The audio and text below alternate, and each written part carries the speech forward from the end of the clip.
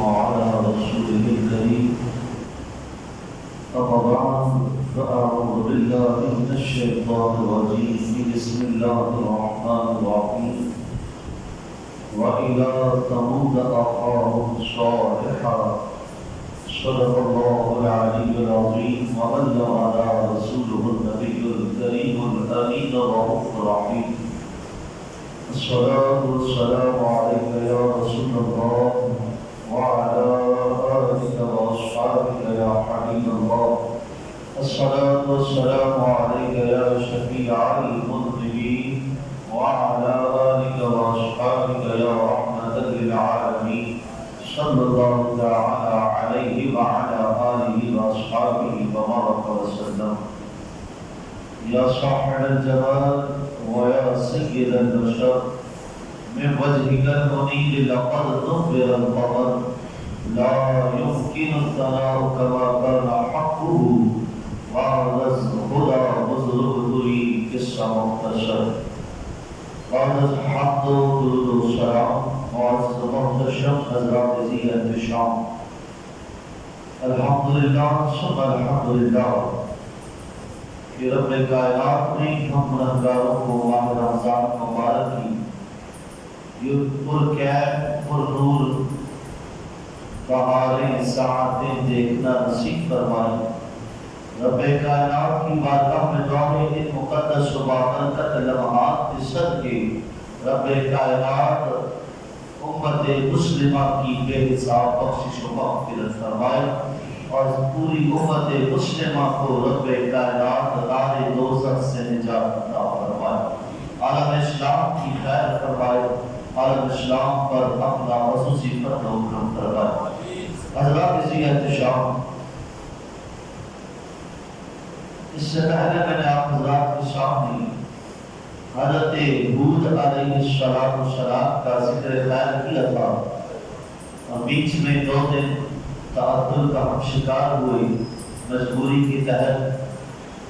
آج اللہ کے نبی حضرت صالح علیہ السلام کا ذکر خیر ہوگا اور اگر وقت کے دامن میں گنجائش ہوئی تو ساتھ ہی حضرت ایوب علیہ السلام کا بھی ذکر خیر کیا جائے گا.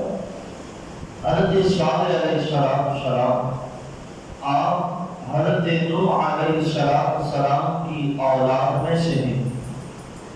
حضرت ہود علیہ السلام کے زمانے کے بعد 100 سال کے بعد حضرت صالح علیہ السلام تشریف لے کر آئے. حضرت ہود حضرت نوح علیہ السلام کے زمانے کے 800 سال کے بعد آئے تھے اور حضرت ہود علیہ السلام نے 465 سالہ زندگی اس دنیا میں آپ نے بسر فرمائی. 465 سال گزارنے کے بعد آپ نے اس دار فانی سے آپ کوچ فرما کر دارالفنا سے دارالبقا کی طرف ہجرت فرما گئے.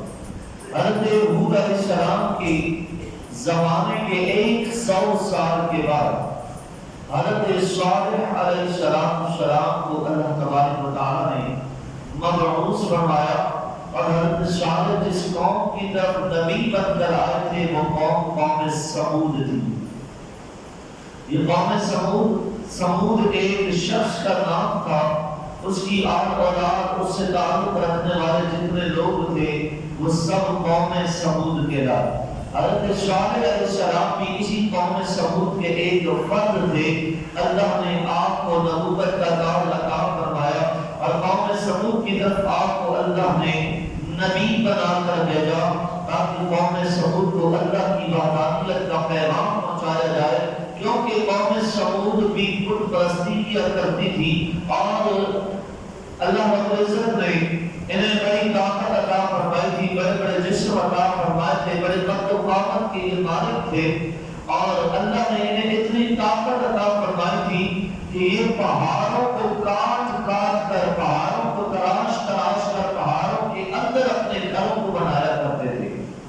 پہاڑ کے اندر اپنا گھر تعمیر کیا کرتے, پہاڑ کو کاٹ کر. اتنا ہنر اللہ نے ان کو عطا کیا تھا, اتنی طاقت اللہ نے ان کو عطا فرمائی تھی. انہیں اللہ نے بڑے کھیت بھی عطا فرمائے, بڑے باغات بھی عطا فرمائے. سے اللہ نے انہیں نوازا، لیکن بت پرستی کا شعار تھا یہ اللہ کی ذات کے ساتھ بتوں کو شریک ٹھہراتے، انہیں اپنا معبود سمجھتے، انہیں اپنا الہ سمجھ کر ان کی عبادت کیا کرتے۔ رب کائنات نے حضرت صالح علیہ السلام کو مبعوث فرمایا، وَإِلَىٰ ثَمُودَ أَخَاهُمْ صَالِحًا قَالَ يَا قَوْمِ اعْبُدُوا اللَّهَ مَا لَكُم مِّنْ إِلَٰهٍ غَيْرُهُ هُوَ أَنشَأَكُم مِّنَ الْأَرْضِ وَاسْتَعْمَرَكُم فِيهَا فَاسْتَغْفِرُوهُ ثُمَّ تُوبُوا إِلَيْهِ إِنَّ رَبِّي قَرِيبٌ مُجِيبٌ۔ اور سمود کی طرف ان کے ہم قوم صالح کو بھیجا، اور صالح نے کہا اے قوم اللہ کی عبادت کرو، اس کے سوا کوئی تمہارا معبود نہیں، اس نے تمہیں زمین سے پیدا کیا ہے اور اس نے تمہیں بسایا ہے، اور اس سے معافی چاہو پھر اس کی طرف رجوع کرو، بے شک میرا رب قریب ہے، سننے والا ہے۔ پھر رب کائنات نے فرمایا اذ قال لهم اخوهم صالح الا تتقون انی لکم رسول امین فاتقوا اللہ واطیعون وما اسألکم علیہ من اجر ان اجری الا علی رب العالمین۔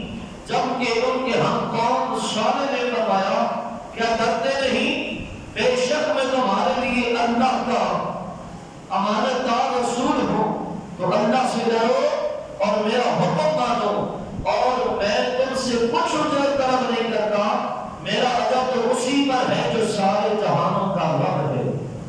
حضرت صالح علیہ السلام نے اپنی قوم کو تبلیغ کرنا شروع کی۔ آپ نے فرمایا کہ تو معبود برحق اللہ کی ذات ہے، اس رب کائنات کو اپنا معبود مانو، اسی کے سامنے اپنے سر کو جھکا کر عبادت بجا رہو۔ جن خداؤں کو، جن بتوں کو تم اپنا معبود سمجھتے ہو، یہ تو معبود بننے کے لائق نہیں، اصل معبود برحق رب کی ذات ہے جس کی طرف میں تمہیں دعوت دیتا ہوں۔ کیا تمہیں ڈر نہیں لگتا؟ تم سے پہلے قومیں گزری ہیں، قوم عاد کا واقعہ قریب تھا، 100 سال پہلے قوم عاد گزری، اور کس طرح انہوں نے حضرت ہود علیہ السلام کی نافرمانی کی، انہیں جھٹلایا، ان کا مذاق اڑایا، ان کی توہین و تکذیب کی۔ کیا تم نہیں جانتے کہ اللہ نے قوم عاد پر کتنا دردناک عذاب بھیج کر انہیں ہلاک و برباد کیا؟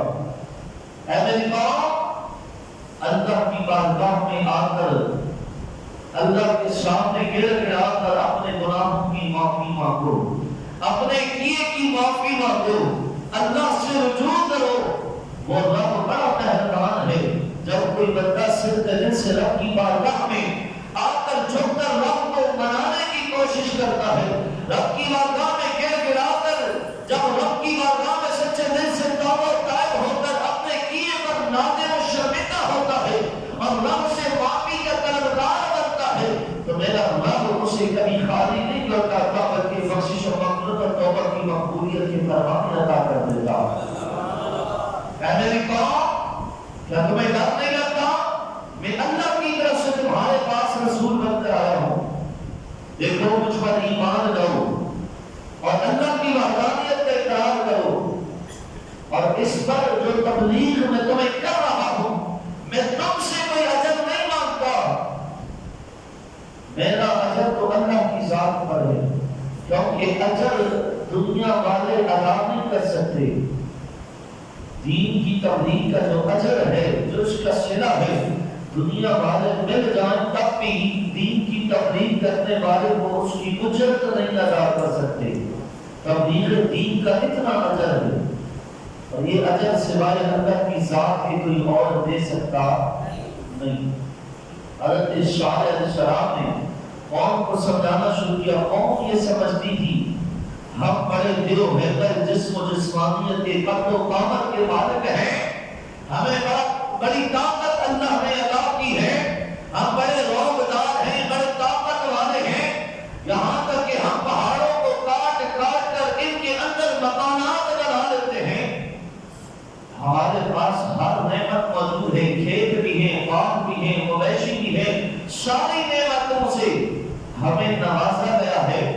وہ یہ سمجھتے تھے کہ شاید ہم ہمیشہ اس دنیا میں رہیں گے، ہمیشہ کی زندگی ہے، لیکن حضرت صالح علیہ السلام فرمایا کرتے یہ زندگی ہمیشہ کی زندگی نہیں، ایک دن سب نے دنیا سے جانا ہے. ہم سے پہلے کتنی قومیں اس دنیا میں آباد ہوئی ہیں، کیا ان کا نام و نشان ختم نہیں ہو گیا؟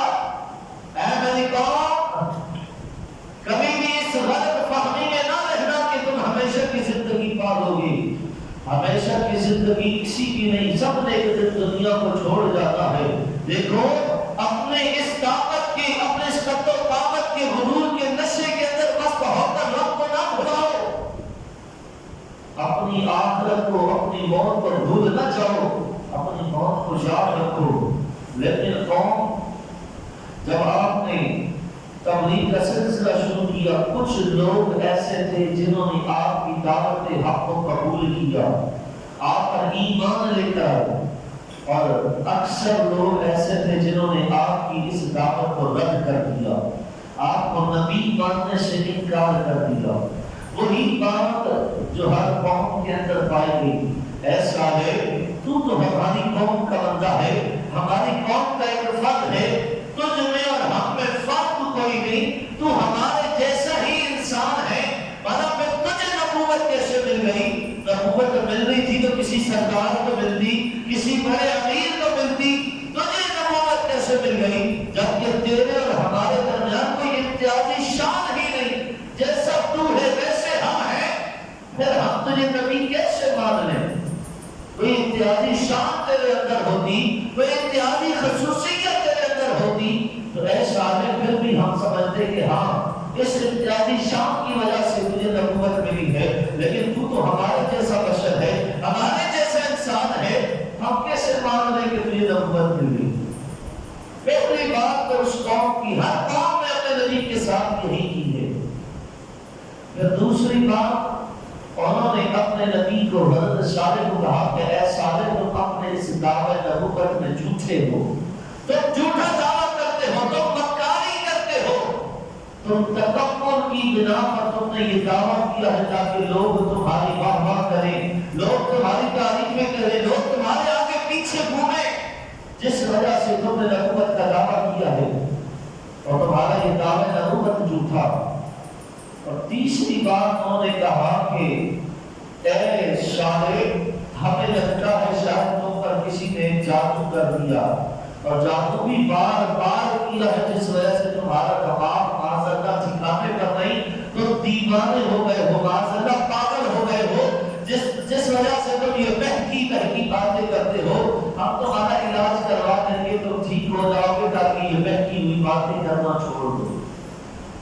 اب جب قوم نے حضرت صالح علیہ السلام کی تکذیب کرنا شروع کی، آپ کو جھوٹا کہنا شروع کیا، آپ کو اپنے جیسا بشر کہنا شروع کیا، آپ کو معاذ اللہ دیوانہ پاگل کہنا شروع کیا، آپ کو متکبر تکبر کرنے والا کہنا شروع کیا، حضرت صالح علیہ السلام نے اپنی قوم کو بارہا تبلیغ فرماتے رہے، سمجھاتے رہے، لیکن قوم آپ کو بار بار جھوٹا کہتی، آپ کو دیوانہ کہتی.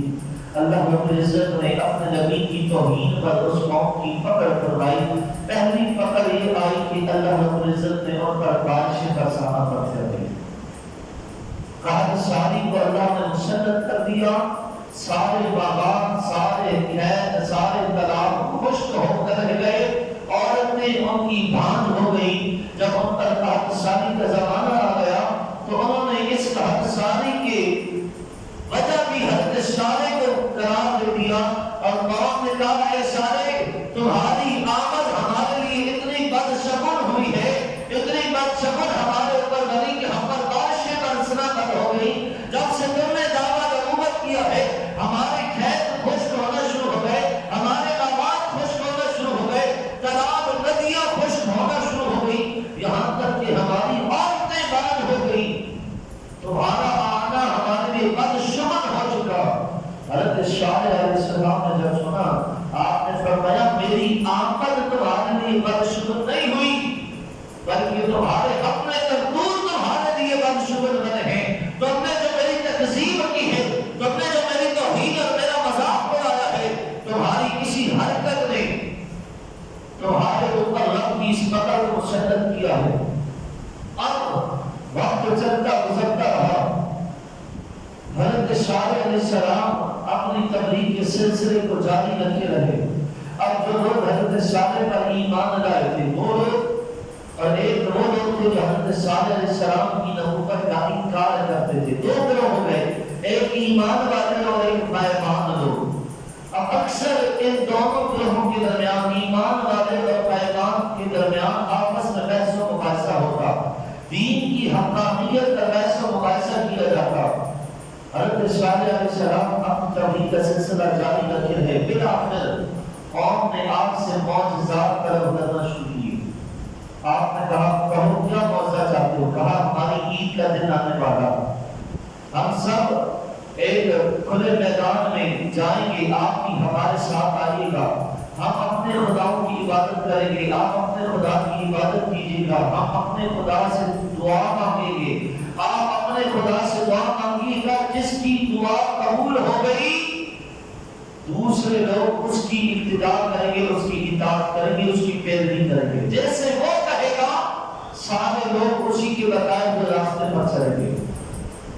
بات منظور کر دی. جب قوم کی عید کا دن آیا، حضرت صالح قوم کے ساتھ کھلے میدان میں تشریف لے گئے.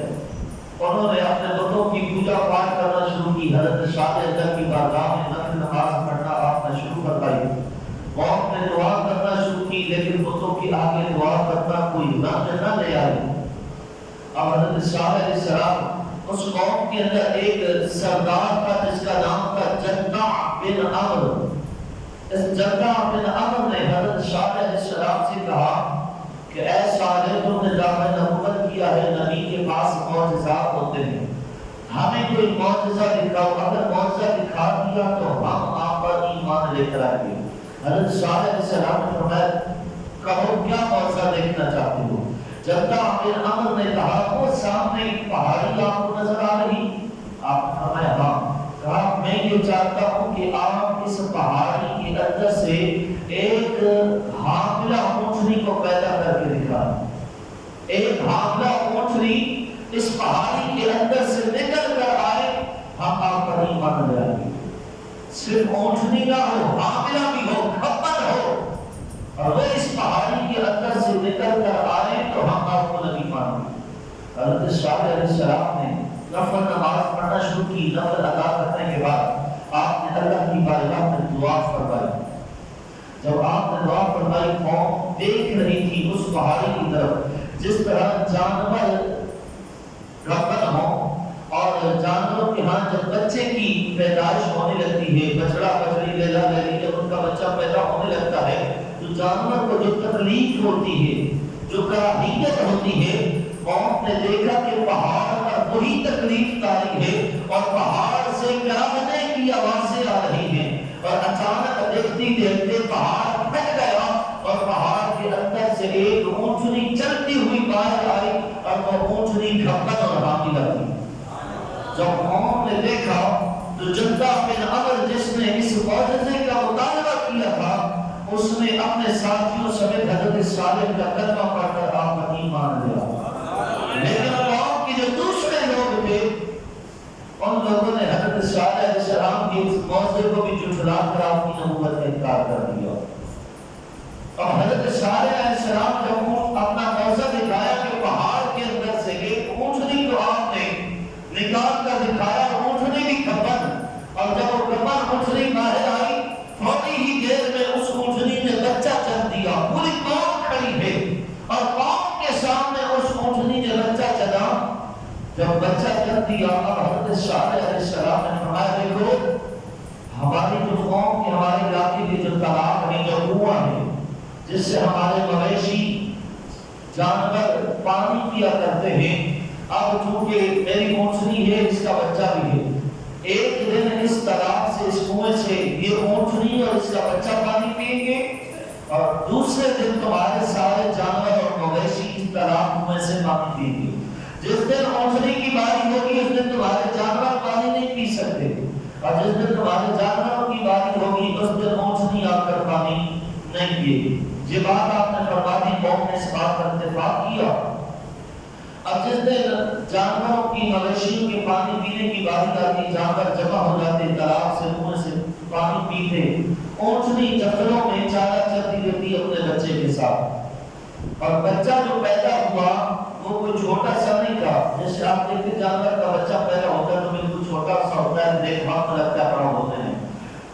اونٹنی کا حضرت صالح کا یہ معجزہ تھا کہ اونٹنی کا جو بچہ پیدا ہوا وہ بھی اونٹنی کی طرح بڑا صحیح و ثابت تھا، تو قامت پیدا ہوا، پورا اونٹ پیدا ہوا تھا اس اونٹنی کے اندر سے۔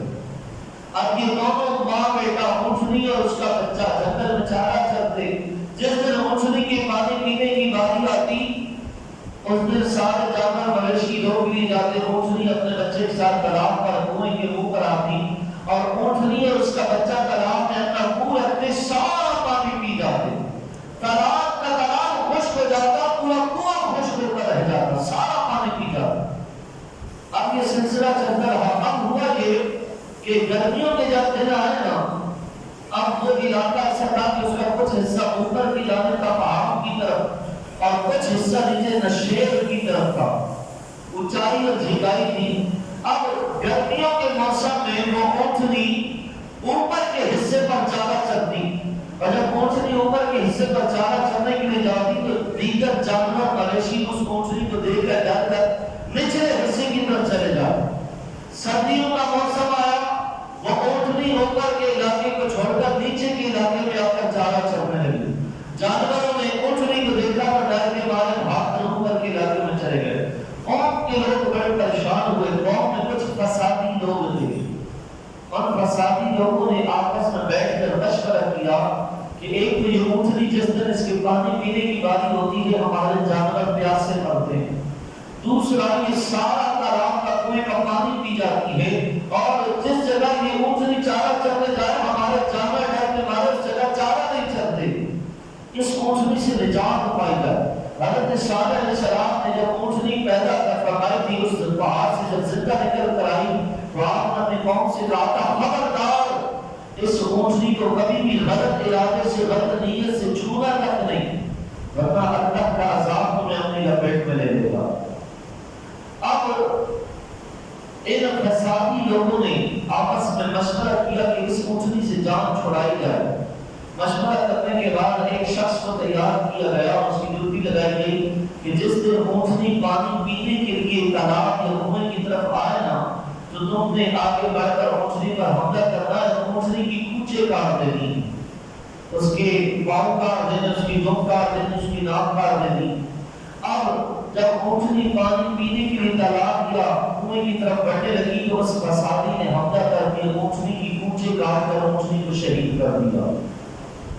ادھر حضرت صالح علیہ السلام کو پتہ لگا، حضرت صالح علیہ السلام تبلیغ فرمایا کرتے تھے، اور جب قوم کو تبلیغ کرتے نا، قوم کے اندر ایک یہ عادت تھی کہ وہ بجائے اس کی کہ آپ کی دعوت کو قبول کرتے، آپ جب انہیں اللہ کی عذاب سے ڈرایا کرتے تو قوم کہتی تھی اے صالح اگر سچے ہونا تو اللہ کا عذاب ہم پر لے آؤ، اپنے رب سے کہو وہ ہم پر عذاب لے آئے۔ حضرت صالح علیہ السلام فرمایا کرتے تم کتنے نادان اور بے وقوف ہو، اللہ نے تمہیں عیش و عشرت کی زندگی عطا فرمائی، اتنی نعمتیں عطا فرمائی ہیں، تم اس سکون والی زندگی کو چھوڑ کر اللہ کے عذاب کا مطالبہ کرتے ہو۔ اللہ پر ایمان لاؤ، اس کی وحدانیت کا اقرار کرو، اس کی بارگاہ میں سچے دل سے توبہ طائب ہو کر اس کی طرف رجوع کرو تاکہ اس زندگی کو بسر کر سکو۔ تم اس سکون کی زندگی کو چھوڑ کر عذاب کا مطالبہ کرتے ہو، یاد رکھو عذاب آ گیا نام و نشان سے پرستی سے مٹ جائے گا۔ لیکن قوم باز نہ آئی، حضرت صالح کی اس اونٹنی کو شہید کیا، اور شہید کرنے کے بعد انہوں نے حضرت صالح علیہ السلام کو بھی شہید کرنے کا پلان تیار کیا کہ حضرت صالح کو بھی شہید کیا جائے۔ حضرت صالح علیہ السلام کو اس بات کی خبر ہو گئی تو آپ نے قوم کو کہا اے میری قوم اب تیار ہو جاؤ، رب کا عذاب آنے والا، میں نے منع کیا تھا اس اونٹنی کو ہاتھ تک نہ لگانا، اور تم نے اونٹنی کی مونچھیں کاٹ کر اسے شہید کر دیا، اور رب کے عذاب کا انتظار کرو، رب کا عذاب آنے والا۔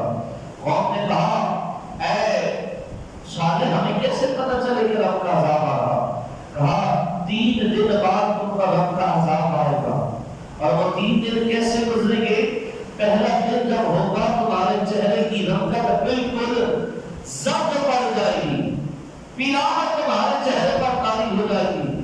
جب دوسرا دن آئے گا تمہارے چہرے سرخ لال ہو جائیں گے، اور جب تیسرا دن آئے گا تمہارے چہرے کالے سیاہ بن جائیں گے، سمجھ لینا کہ رب کا عذاب تم پر آ جائے گا۔ حضرت صالح علیہ السلام جب نشانی بتا دی، تو نشانی بتانے کے بعد اب پہلا دن آیا، قوم کے چہرے زرد پڑ گئے، لیکن حضرت صالح پر جو لوگ ایمان لے کر آئے تھے ان پر ذرا برابر کوئی تکلیف نہیں۔ دوسرا دن آیا، قوم کے چہرے سرخ پڑ گئے، اور جب تیسرا دن آیا نا، قوم کے چہرے کالے سیاہ ہو گئے، لیکن جو ایمان والے تھے ان کے چہرے ویسے کے ویسے چمک دمک رہے تھے۔ اب قوم کے لوگوں نے حضرت صالح کو شہید کرنے کا منصوبہ بنایا۔ جس دن قوم کے لوگوں کے چہرے کالے پڑ گئے، چاہیے تو یہ تھا کہ اس قوم نے نشانیاں دیکھ لی تھی، اللہ کی بارگاہ میں گڑ گڑاتے، توبہ استغفار کرتے، رب کو منانے کی کوشش کرتے، اپنی غلطی کا اعتراف کرتے، بلکہ اپنی غلطی کا اعتراف کرنے کے بجائے انہوں نے حضرت صالح کو شہید کرنے کا پلان بنایا۔ رات کا وقت ہوا، انہوں نے حضرت صالح کے گھر کا شب خون مارنے کا ارادہ کیا اور تلواریں لے کر حضرت صالح کے گھر پر حملہ کرنا چاہا۔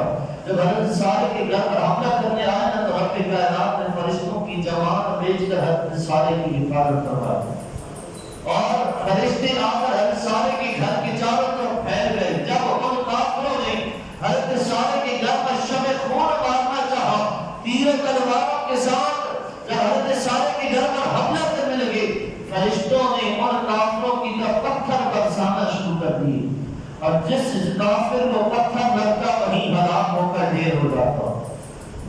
اب قوم دیکھتی ہے کہ صالح کے گھر کے باہر سے پتھر برس رہے ہیں، پتھر لگ تو رہے ہیں لیکن پتھر مارنے والے نظر نہیں آ رہے۔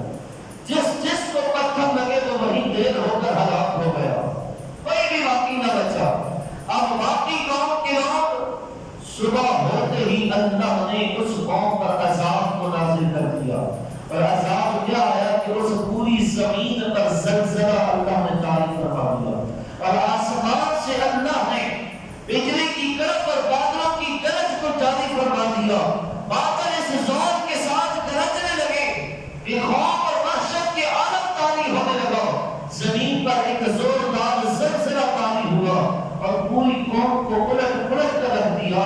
جب صبح کا سورج طلوع ہوا تو کیا دیکھا کہ پوری قوم سمود ہلاک و برباد ہو چکی، سب کا نام و نشان سفید ہستی سے مٹ چکا، لیکن اسی زمین پر، اسی علاقے کے اندر حضرت صالح اور آپ پر ایمان والے بھی موجود تھے، جہاں سارے کافر ہلاک و برباد ہو گئے، زلزلے میں ان کے مکانات، ان کے سارے گھر کا برباد کر دیا، ان کا نام و نشان سے ہستی سے مٹا کر رکھ دیا تھا۔ وہیں حضرت صالح اور آپ پر ایمان لانے والوں کو ذرہ برابر بھی کوئی نقصان نہیں پہنچا، انہیں زلزلے کے آنے کی خبر تک نہ ہوئی، نہ ہی انہیں بادلوں کی ان گرج کی کوئی خبر ہوئی، نہ کوئی وحشت طاری ہوئی۔ جب صبح اٹھ کر دیکھا قوم کا نام نشان سفید ہستی سے مٹ چکا تھا، اور اللہ رب العزت نے اس طرح قوم سمود کا نام و نشان، وہ قوم سمود جو پہاڑوں کو کاٹ کاٹ کر، پہاڑوں کو تراش تراش کر اپنے مکانات بنایا کرتی تھی، اور یہ قوم سمود ہجر کی وادی میں رہتے تھے۔ ہجر کی وادی مدینہ منورہ اور ملک شام کے درمیان یہ ایک علاقہ ہے۔ آج بھی اس علاقے کے اندر پہاڑوں کو تراش تراش کر جو قوم سمود نے اپنے مکان بنائے تھے، آج بھی وہ مکانات اس وادی میں موجود ہیں، اور ان کی اس مہارت گیری اور فنکاری کا مول کا ثبوت ہے۔ لیکن اللہ کے نبی کی توہین کی، اللہ کے نبی کی تکذیب کی، اللہ کی وحدانیت کا اقرار کرنے سے انکار کیا، اللہ نے نام و نشان سفید ہستی سے مٹا کر رکھ دیا۔ حضرت صالح علیہ السلام آپ نے تقریباً اس دنیا کے اندر 280 سال آپ زندہ رہے، 280 سال کی آپ نے عمر پائی، اور پھر اس کے بعد آپ نے اس دار فانی سے رخصت فرمائی، لنگر فرما کر دار الفنا سے دار البقاء کی طرف آپ کوچ کر گئے۔ حضرت صالح علیہ السلام کے بعد حضرت ابراہیم علیہ السلام کا دور آیا، جو کہ میں آپ حضرات کے سامنے گوشت گزار کر چکا ہوں۔ اس کے بعد حضرت ایوب علیہ السلام، حضرت ایوب علیہ السلام اللہ کے نبی ہیں، اور حضرت ایوب علیہ السلام حضرت اسحاق علیہ السلام کے بیٹے امیس کی اولاد سے ہیں۔ یوسف علیہ السلام کے بیٹے افرائیم کی جو بیٹی تھی یعنی حضرت یوسف کی پوتی وہ حضرت ایوب علیہ السلام کی زوجہ تھی. حضرت ایوب علیہ السلام انتہائی خوبصورت اور بڑے حسین و جمیل اونچے قد کے مالک تھے. بال آپ کے وہ گلیارے تھے, بڑی بڑی آپ کی خوبصورت آنکھیں تھیں اور بڑے حسین و جمیل. آپ کا سینہ انتہائی چوڑا اور اللہ رب العزت نے حضرت ایوب علیہ السلام کو بڑی نعمتوں سے نوازا. جہاں تک روایات میں آتا ہے کہ حضرت ایوب علیہ السلام کو اللہ تبارک و تعالیٰ نے بے شمار کھیت بھی عطا فرمائے, بے شمار باغات بھی عطا فرمائے اور یہاں تک کہ ہر قسم کی دولت سے اللہ نے حضرت ایوب علیہ السلام کو نوازا. آپ کو اللہ نے اونٹ بھی کثیر تعداد میں عطا فرمائے, اونٹنیاں کثیر تعداد میں عطا فرمائی. آپ کو بیل, گائے, بھینس, بکرے, دبے, بکریاں, ہر قسم کے جانور اللہ نے آپ کو کثیر تعداد میں عطا فرمائے. جہاں تک روایات میں آتا ہے آپ کی جو کھیتوں میں ہل چلانے کے بیل تھے وہ 500 جوڑے بیلوں کے, یعنی جوڑوں کے اندر 2 بیل ہوتے ہیں, 1000 بیل آپ کے صرف کھیتوں میں ہل چلانے کے لیے خاص کیے گئے تھے. اتنی کثیر تعداد میں اللہ نے آپ کو مال مویشی دولت سے اللہ نے آپ کو نوازا. حضرت ایوب علیہ السلام کے 7 بیٹے اور 7 بیٹیاں تھیں. اولاد سے بھی نوازا, مال و دولت سے بھی نوازا, ہر نعمت سے اللہ نے آپ کو نوازا. اور یہ رب کائنات کا ایک قانون قدرت ہے کہ رب کسی کو دے کر آزماتا ہے اور کسی سے لے کر آزماتا. اور انبیاء کرام پر آزمائشیں عام انسان سے زیادہ سخت ہوا کرتی ہیں. حضرت ایوب علیہ السلام کو اللہ نے میرے بے شمار نعمتوں سے نوازا, نواز کر آزمایا. آیا میرا بندہ, میرا نبی ایوب میرا شکر ادا کرتا ہے یا نہیں؟ حضرت ایوب علیہ السلام ہر وقت اللہ کی یاد میں مصروف رہتے, اللہ کے ذکر میں, اللہ کے شکر میں آپ نے اپنی زندگی کا لمحہ گزارا. اللہ کی بارگاہ میں آپ اتنے مقبول تھے کہ اللہ رب العزت آپ کا ذکر اکثر حضرت جبریل امین سے فرمایا کرتا. اور حضرت جبریل آپ کا ذکر میکائیل, اسرافیل اور اسرائیل کے آگے کیا کرتے.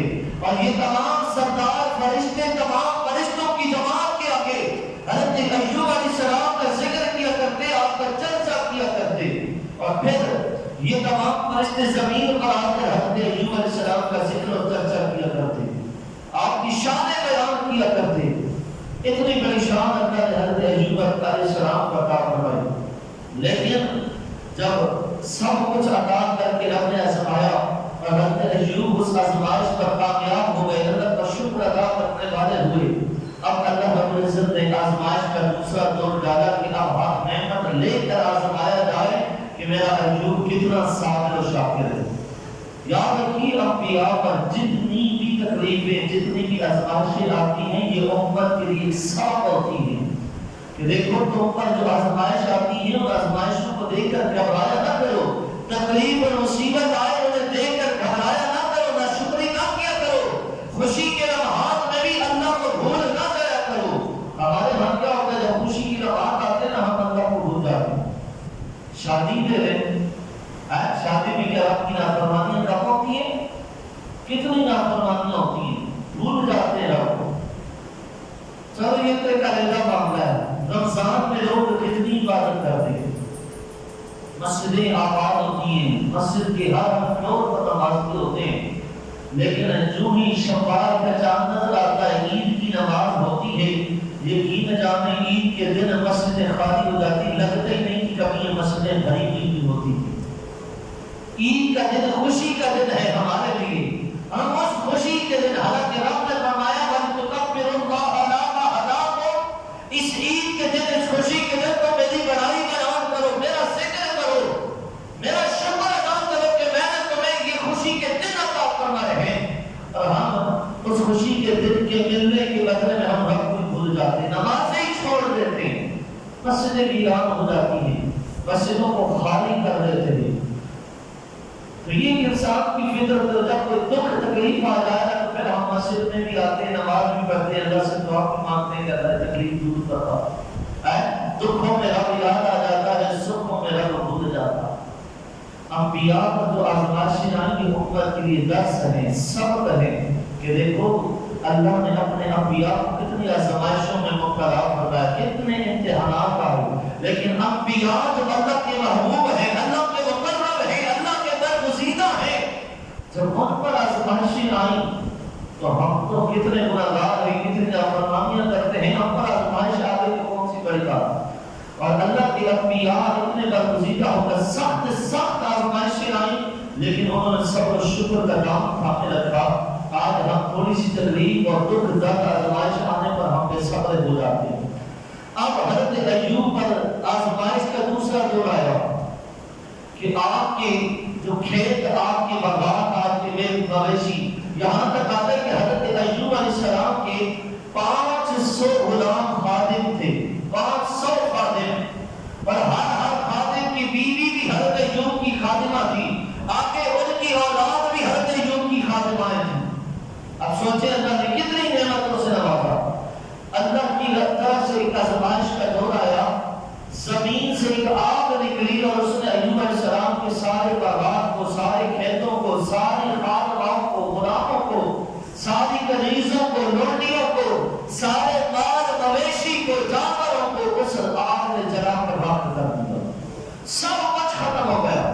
جب حضرت ایوب علیہ السلام کو اس بات کا پتہ چلا تو آپ نے بے صبری کا یا رونا شروع نہ کیا، بلکہ آپ نے کہا ہے میرے مالک تیرا شکر ہے، یہ تیری دی ہوئی امانت تھی، تو نے مجھے عطا کی تھی، تو جب چاہے جس کو عطا کرے، جب چاہے لے لے، تو نے مجھے عطا کی تھی، اب تیری مرضی تو نے واپس لے لی، میرے والا تیری چیز تھی تو نے واپس لے لی، تیرا بندہ ایوب تیری رضا پر راضی۔ شکر ادا کیا، رب کی رضا پر راضی رہنے کا آپ نے اظہار فرمایا۔ آپ کے 7 بیٹے 7 بیٹیاں ایک ہی مکان پر جمع تھے اور کھانے کا دسترخوان لگا ہوا کھانا تناول کر رہے تھے کہ اللہ کی طرف سے اس مکان کی زمین پر زلزلہ طاری ہوا، مکان کی چھت اور دیواریں گر گئی، حضرت ایوب علیہ السلام کی پوری اولاد 7 بیٹے 7 بیٹیاں اس حادثے کے اندر شہید ہو گئے، سب کے سب ختم ہو گئے۔ حضرت ایوب علیہ السلام کو جب اس بات کی خبر پہنچی، آپ نے پھر وہی کلمات دہرائے، مولا مولا میں تیری عطا کرتا تھی، تیری امانت تھی، تو نے مجھ سے لے لی، تیری آزمائش ہے، اے اللہ میں تیری اس رضا پر راضی ہوں۔ اس کے بعد حضرت ایوب علیہ السلام کے جسم کے اندر ایک گرمائش سی پیدا ہوئی، یہاں تک روایات میں آتا ہے کہ حضرت ایوب علیہ السلام کے جسم پر چھالے پڑنا شروع ہو گئے، پورے جسم پر چھالے ہو گئے۔ حضرت ایوب علیہ السلام اپنے ناخنوں سے چھالوں کو کھوجتے، خارش ہوتی، آپ جب خارش فرمایا کرتے تو اتنی زور کی کرتے کہ آپ کے ناخن سارے ٹوٹ کر گر گئے۔ پھر خارش کی شدت بڑھنے لگی، آپ زمین سے کنکر اٹھا کر اپنے جسم پر خارش کیا کرتے، یہاں تک کہ کنکروں سے خارش کرنے کی وجہ سے حضرت ایوب کے جسم پر زخم پڑ گئے، آپ کا جسم زخمی ہونے لگا۔ اور بعض روایات میں آتا ہے کہ آپ کے جسم کے اندر بدبو پیدا ہونے لگی اور ان زخموں کے اندر کیڑے پیدا ہونے لگے۔ جب یہ عالم ہوا تو آپ کے جو خاندان قبیلے کے لوگ تھے ان سب نے آپ کا ساتھ چھوڑ دیا، آپ سے دور ہو گئے، شہر سے باہر ایک جھونپڑی بنائی، حضرت ایوب کو وہاں جا کر چھوڑ دیا، کہیں ایسا نہ ہو کہ یہ بیماری حضرت ایوب سے ہمیں بھی لگ جائے۔ سب نے آپ کا ساتھ چھوڑ دیا، لیکن آپ کی جو زوجہ تھی حضرت یوسف کی پوتی جن کا نام رحمہ تھا، انہوں نے آپ کا ساتھ نہ چھوڑا، بلکہ وہ ہر وقت آپ کے ساتھ رہی، آپ کے زخم کو صاف کیا کرتی، آپ کی دوا دارو کا خیال کرتی، کھانے پینے کا اہتمام کرتی، صفائی ستھرائی کا خیال کرتی، یعنی اس زوجہ نے اپنے خاوند کے حقوق ادا کرنے میں، اپنی وفا کے نبھانے میں کوئی کسر باقی نہ چھوڑی۔ یہ نہیں دیکھا کہ شوہر کس حالت میں آ گئے، اگر میں قریب رہوں گی یہ تکلیف بیماری مجھے بھی لگ سکتی ہے، اس کی پرواہ نہ کی، بلکہ میرے خاوند ہیں، جب ہر ایک نے ان کا ساتھ چھوڑ دیا، میری ذمہ داری ہے کہ میں ان کا ساتھ نبھاؤں، اپنی وفا کو نبھا کر دکھایا۔ اب روایات میں آتا ہے کہ حضرت ایوب علیہ السلام کو ذکر، بعض روایات ایسی بھی ہیں کہ جنہوں نے کہا ہے کہ حضرت ایوب علیہ السلام کے جسم میں کیڑے نہیں پڑے، کیونکہ یہ انبیاء کے شان کے لائق نہیں کہ ان کے جسموں میں کیڑے پڑے. لیکن بعض مستند کتابیں ایسی بھی ہیں جن کے اندر یہ روایات موجود ہیں کہ اللہ کی طرف سے ایک آزمائش تھی خاص ایوب علیہ السلام کی اور ان کے جسم پر کیڑے پیدا کیے گئے تھے رب کائنات کی طرف سے. ایک آزمائش کا سلسلہ تھا. اب روایات میں آتا ہے جب کیڑا آپ کے زخم کو کھاتا نا، کھاتے کھاتے اگر کوئی کیڑا زمین پر گر جاتا، حضرت ایوب اس کیڑے کو اٹھاتے اور اٹھا کر دوبارہ زخم پر رکھ دیتے اور فرماتے ایک کیڑے اللہ نے تیرا رزق یہاں رکھا ہے لہذا اپنا رزق یہاں سے حاصل کر. بڑی تکلیف کے اندر حضرت ایوب علیہ السلام اپنی زندگی گزار رہے تھے. ایک دن آپ کی زوجہ نے کہا کہ ایوب اللہ کی نبی ہے، اللہ کی بارگاہ میں دعا کریں نا کہ اللہ آپ کو اس تکلیف سے نجات عطا فرمائے. حضرت ایوب علیہ السلام نے فرمایا ہے میری شریک حیات ذرا یہ بتا، اللہ نے جب ہمیں اتنی مال و دولت سے نوازا تھا، ہر قسم کی نعمت سے نوازا تھا، ہم نے بڑی عیش و عشرت کی سکون کی زندگی گزاری. غور سے سننے والا یہ نقطہ ہے غور سے کہ اللہ نے ہمیں جو مال و دولت سے نوازا، جو عیش و عشرت کی زندگی عطا فرمائی، جو اتنے نعمتوں سے اللہ نے ہمیں نوازا تھا، یہ بتاؤ کہ وہ عیش و عشرت کی زندگی ہم نے کتنے عرصے گزاری. زوجہ نے کہا ہے میرے سر کے تاج ہے اللہ کے نبی 80 سال ہم نے عیش و عشرت کی زندگی گزاری. کتنے سال؟ 80 سال. حضرت ایوب علیہ السلام نے کہا ابھی تو چند سال گزرے ہیں اس تکلیف کے اندر، مجھے حیا آتی ہے کہ میں رب کی بارگاہ میں دعا کروں کہ اے اللہ مجھ اس تکلیف کو دور فرما. کم از کم 80 سال میں اس تکلیف کو میں برداشت کروں. جتنے سال میں نے آرام سکون کی آسائش کی زندگی گزاری ہے، کم از کم اتنے سال اس تکلیف میں گزارا، پھر رب کی بارگاہ میں میں دعا کروں گا. اس سے پہلے دعا کرنے میں مجھے حیا آتی ہے کہ اس رب نے 80 سال اتنی عیش و عشرت کی زندگی عطا فرمائی اور اب تکلیف آئی تو میں اس رب کی بارگاہ میں شکوے کر کے اس رب سے اس تکلیف کی نجات کی دعا کرنا شروع کر دوں. کم از کم اتنے سال میں اس تکلیف کو برداشت کروں گا جتنے سال میں نے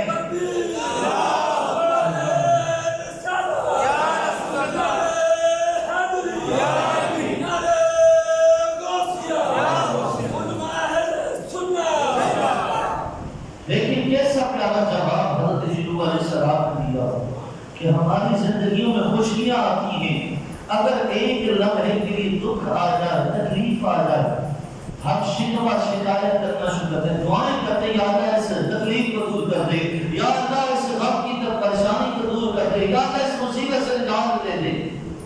اللہ سے دعا کرنی چاہیے یا اللہ ہمیں عافیت عطا فرما، اس دکھ میں، اس تکلیف کی گھڑی میں، اس آزمائش اور مصیبت کی گھڑی میں ہمیں عافیت عطا فرما اور صبر عطا فرما اور شکر کرنے والا بنا.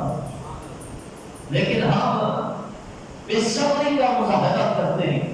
وقت گزرتا ہم 18 سال گزر گئے اس تکلیف کے اندر، پورے جسم میں آپ کے زخم ہو گئے، ہر زخم میں کیڑے موجود ہیں، لیکن آپ کی آنکھیں، آپ کی زبان اور آپ کا دل زخم سے بھی صاف و پاک تھا اور آپ کی زبان، آنکھ اور دل پر ایک کیڑا بھی کبھی طاری نہیں ہو سکا.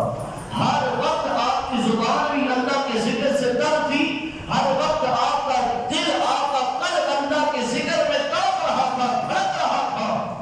اور جب بھی کوئی دل پر آپ کی کیڑا آنے لگتا تو اللہ کے ذکر سے دھڑکنے والے دل سے گر کر زمین پر گر جاتا.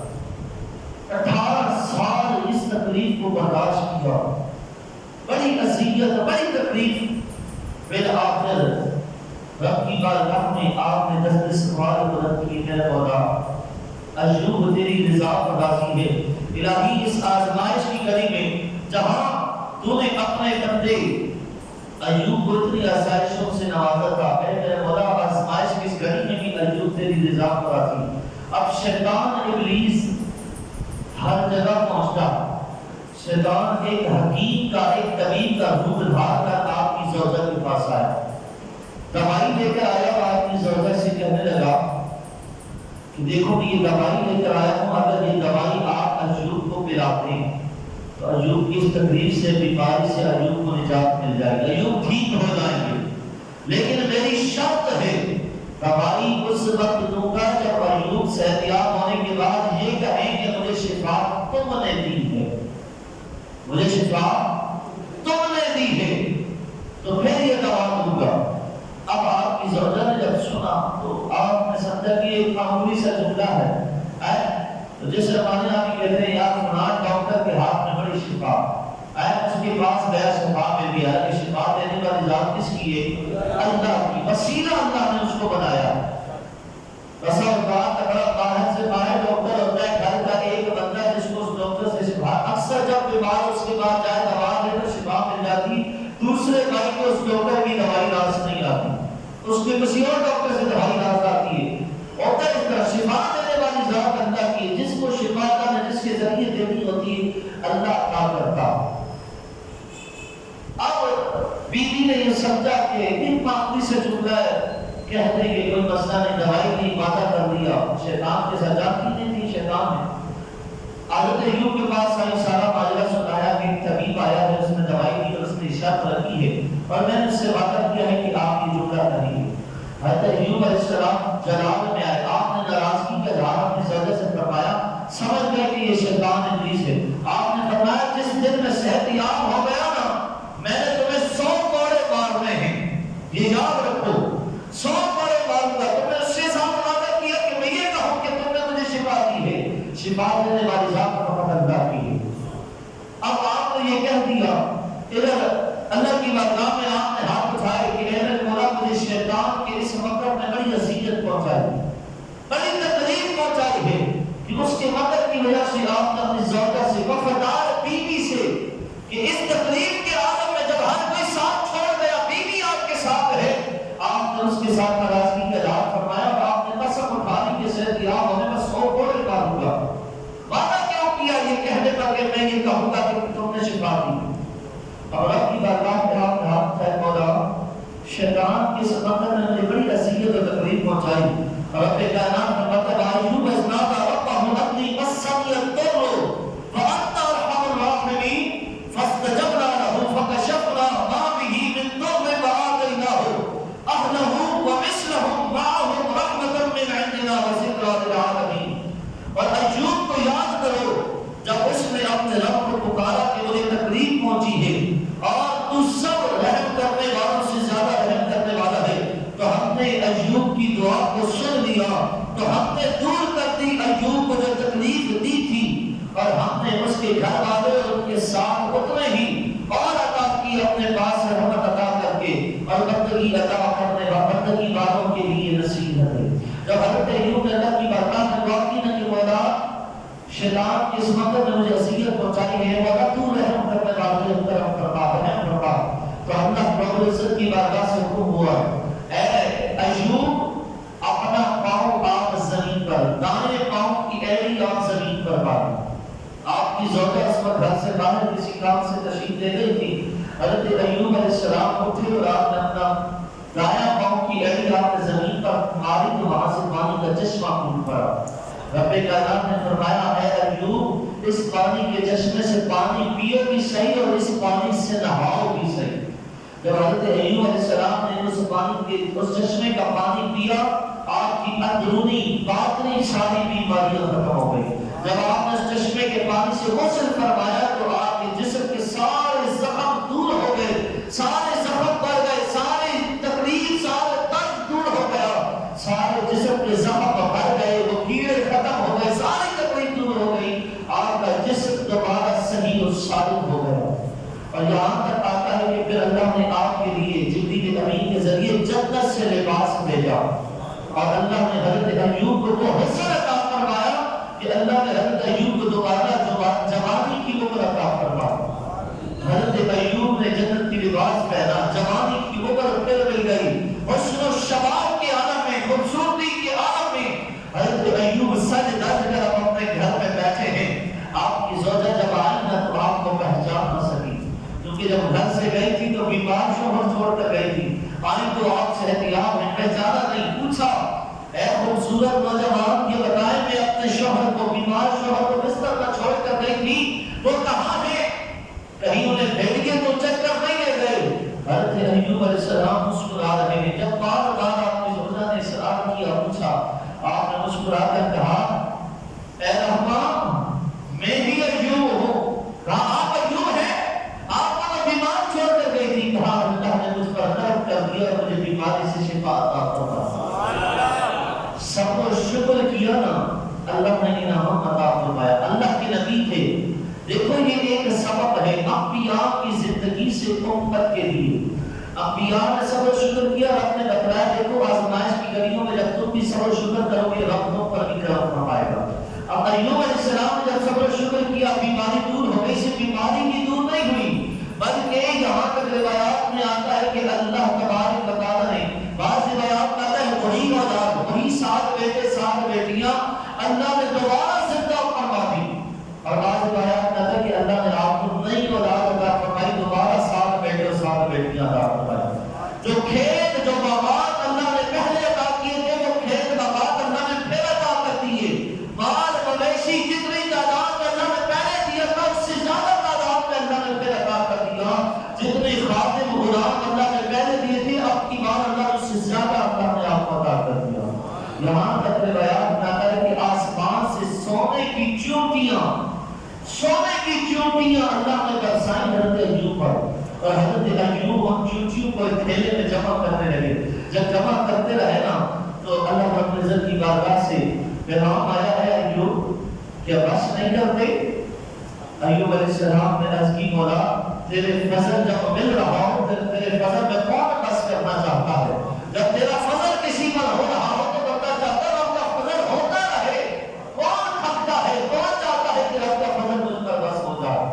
اللہ رب العزت نے اس طرح ایوب علیہ السلام کے دونوں طرح اللہ نے آپ کی آزمائش لی، آپ کا امتحان لیا، پہلے خوشحالیاں بھی عطا فرمائی، ہر نعمت سے نوازا، پھر ساری نعمتیں لے کر تکلیف میں مبتلا کر کے بھی آزمایا۔ لیکن دونوں حالتوں میں حضرت ایوب نے صبر و شکر کیا، اللہ کی رضا پر راضی رہے، پھر اللہ نے انعام کیا دیا، تکلیف دور ہو گئی، اللہ نے پھر سے آپ کو نعمتوں سے نوازا۔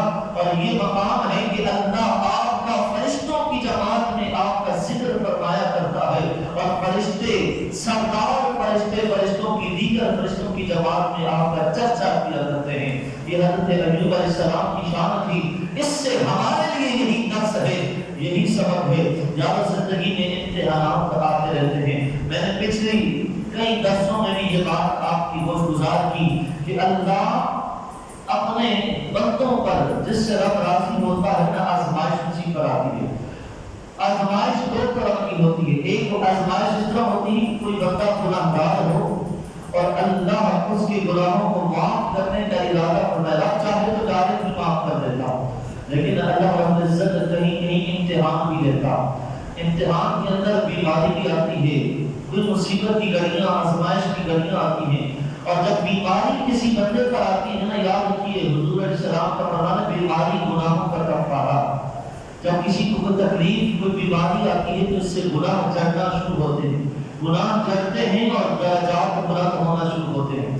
اگر وہ گناہ گار ہے تو گناہ مٹیں گے، اور اگر وہ نیکوکار ہے تو اس کے درجات بلند ہوتے چلے جائیں گے۔ یہ آزمائش کا ایک مقصد ہوتا ہے کہ اللہ کسی کو اپنی بارگاہ میں مقرر کرانا چاہے، کسی کو کوئی مقام عطا کرنا چاہے تو رب سے آزمائش میں مبتلا کرتا، یا تو اس کے گناہوں کو مٹانا چاہتا ہو تو رب آزمائش ڈالتا ہے، یا رب کسی مقام پر اسے فائز کرنا چاہے وہ رب کے آگے بعید نہیں، رب محتاج نہیں آزمائش کا، رب چاہے تو بندے کو ڈائریکٹ بھی کوئی مقام عطا کر دے، رب چاہے تو ڈائریکٹ بھی اس کے گناہوں کو معاف کر دے، لیکن رب بندوں کو آزماتا ہے اس لیے کہ دیکھے تو صحیح میرا بندہ صبر کرتا ہے کہ نہیں کرتا، میرا بندہ اس آزمائش کی گھڑی میں میرا شکر ادا کرتا ہے کہ نہیں کرتا۔ یا وہ انبیاء پر بڑی آزمائشیں آئیں، بڑی تکلیفیں آئیں، انہوں نے ہر حال میں اللہ کا شکر ادا کیا، اور جیسی آزمائشیں انبیاء پر آئی ہیں جیسی آزمائشیں امت پر نہیں آتی۔ انبیاء پر بڑی سخت آزمائشیں آیا کرتی تھی، آج امت پر چھوٹی چھوٹی آزمائشیں آتی، ہمیں ان کا بے صبری کا مظاہرہ نہیں کرنا چاہیے۔ ہر حال میں خوشی ہو یا غمی ہو، سکھ ہو یا دکھ ہو، ہر حال میں اللہ کا شکر ادا کرے۔ کوئی اپنا پیارا دنیا سے چلا جائے تو رب کی بارگاہ میں قرآن کا حکم ہے انا للہ و انا الیہ راجعون، بے شک ہم اللہ کے لیے ہیں، ہم نے اسی کی طرف لوٹ کر جانا ہے۔ یہ ایک صبر و شکر کا کلمہ ہے، میرے مولا یہ جان تیری امانت ہے، تو نے عطا کی ہے، جب چاہے لے لے، یہ پیارے حوالے تیری امانت ہے، جب چاہے تو لے لے، ہمارا کوئی زور کوئی بس نہیں۔ اے میرے مولا بس ہمیں اس دکھ کی کڑی میں صبر عطا فرما، ہم تیری رضا پر راضی ہیں، اسی میں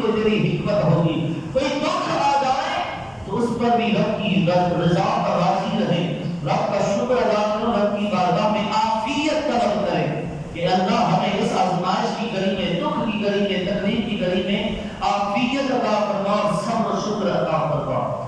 ہمیشہ ہر حال میں اللہ کا شکر ادا کیا کریں۔ شکر کرنے والے ہی تو جنگ میں کامیاب ہوتے ہیں۔ نہ شکر نہ تو اس دنیا میں فلاح پاتے ہیں، نہ آخرت کی زندگی میں کامیابیوں کا پتہ بنے گی۔ رب کائنات کی بارگاہ میں دعا ہے، خالق ارض و سما ہم سب کو انبیاء کرام علیہ السلام کی سیرت طیبہ سے درس نصیحت کا سے عبرت حاصل کرتے ہوئے صحیح معنوں میں اللہ کی یاد میں، اللہ کے ذکر میں، صبر و شکر کے اندر رب کی رضا کو راضی کرتے ہوئے زندگی بسر کرنے کی توفیق عطا فرمائے۔